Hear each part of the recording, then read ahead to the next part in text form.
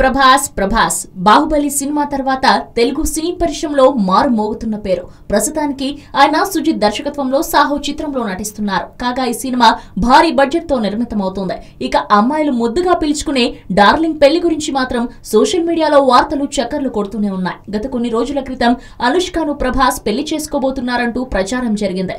అంతేకాదు వారిద్దరూ సహజీవనం కూడా చేస్తున్నారంటూ పుకార్లు వచ్చాయి. కొన్ని రోజుల తర్వాత ఈ వార్తలకు ఫుల్ స్టాప్ పడింది. అనంతరం వైఎస్ జగన్మోహన్ రెడ్డి సోదరి వైఎస్ షర్మిలతో ప్రభాస్ ప్రేమలో ఉన్నారని గుసగుసలు వినిపించాయి. ఈ తరుణంలో స్పందించిన షర్మిల ఆ వార్తలను కొట్టిపారేశారు. అలాగే ప్రచారం చేసే వారిపై పోలీసులకు ఫిర్యాదు కూడా చేసింది. దీంతో పోలీసులు వారిని అరెస్ట్ చేశారు. ఇక ఇదిలా ఉండగా ప్రస్తుతానికి ప్రభాస్ కు నాగబాబు కూతురు నిహారికతో పెళ్లి కుదిరిందని జోరుగా సోషల్ మీడియాలో వార్తలు వస్తున్నాయి. అలాగే ఈ ప్రచారంలో నిజం లేదని చిరంజీవి, నాగబాబు కూడా వారి అభిప్రాయం వ్యక్తం చేశారని కూడా వార్తలు వచ్చాయి. ఈ నేపథ్యంలో ప్రముఖ ఛానల్ కు ఇంటర్వ్యూ ఇచ్చిన నిహారిక ప్రభాస్ తో తన పెళ్లి విషయంపై స్పందిస్తూ మొదట తన ఫ్రెండ్ ఫోన్ చేసి ప్రభాస్ తో నువ్వు పెళ్లి చేసుకోబోతున్నావట కదా అని అడిగాడట.